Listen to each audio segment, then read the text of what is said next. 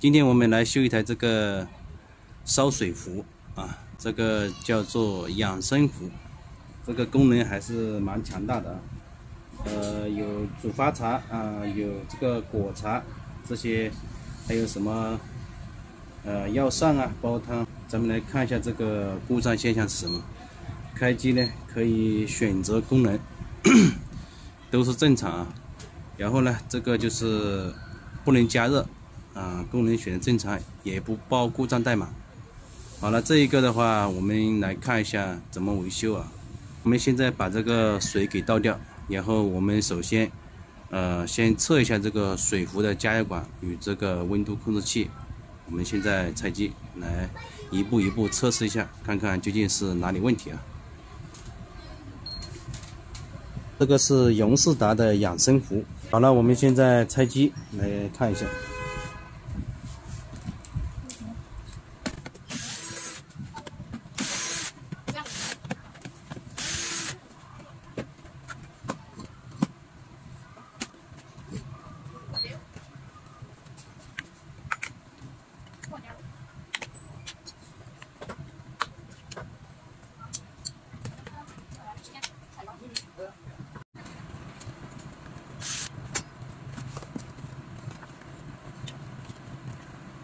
好了，这个底座我们拆开了，我们来看一下这个里面的东西啊，怎么划分的啊？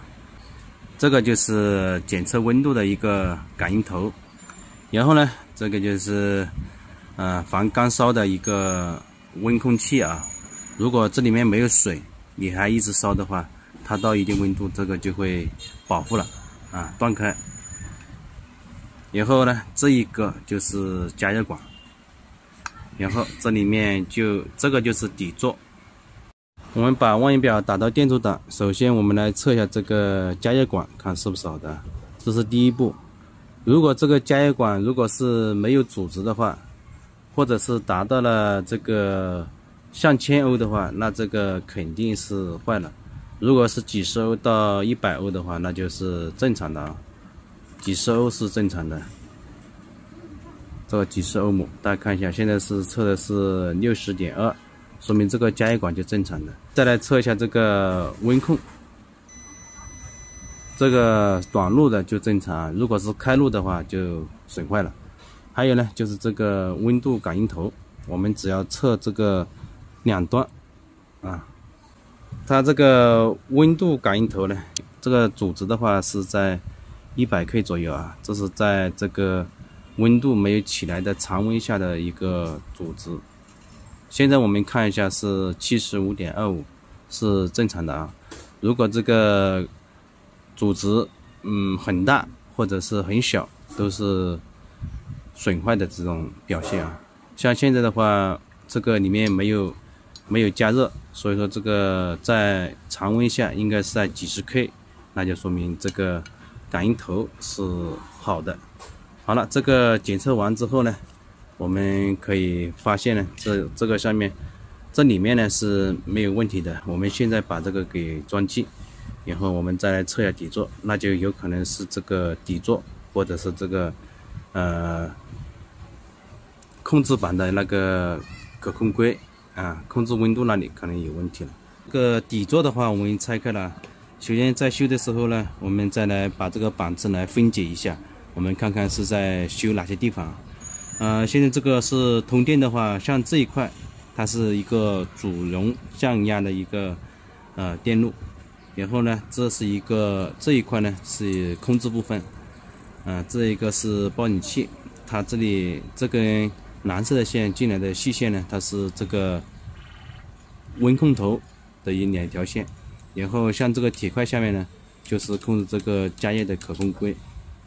这个现在不加热的话啊，刚才测过这个水壶是正常的，那说明我们注重的就要检查这个可控硅与它的控制电路。我们用这个 BTA16，然后600C， 也就是耐压600伏16安的这个双向可控硅给待放，然后我们来装上去。很悲催啊，放了这个可控硅之后呢，故障还是依旧。依照这个板子的这个结构的话，可可以肯定的是这个控制芯片坏了，所以说呢，这个板子没办法，因为它这个是芯片型号都是抹掉的，所以说没办法更换芯片，只能换整块板。刚才跟这个客户联系了之后，这个客户感觉到贵了，这个板子就相当于无法修复了，也就相当于报废了。像这种养生壶，要么不坏，要坏的话就是经常坏这个主容、这个降压电容，还有这个可控硅，再一个就是这个控制芯片了。如果这个控制芯片一坏，那基本上就可以报废了啊。今天这个故障没办法，是这个控制芯片坏了，因为这个管子我也换过了，这个烧水壶的我也查过了，都是正常的啊。然后呢，到这一步，我们只需要把这块板换掉就可以了。但是刚才跟客户沟通了之后呢，因为价格问题，这个修起来就没什么价值了。今天这个的话，又是白打工一场。好了，这期视频就跟大家分享这里了，咱们下期视频见了，拜拜。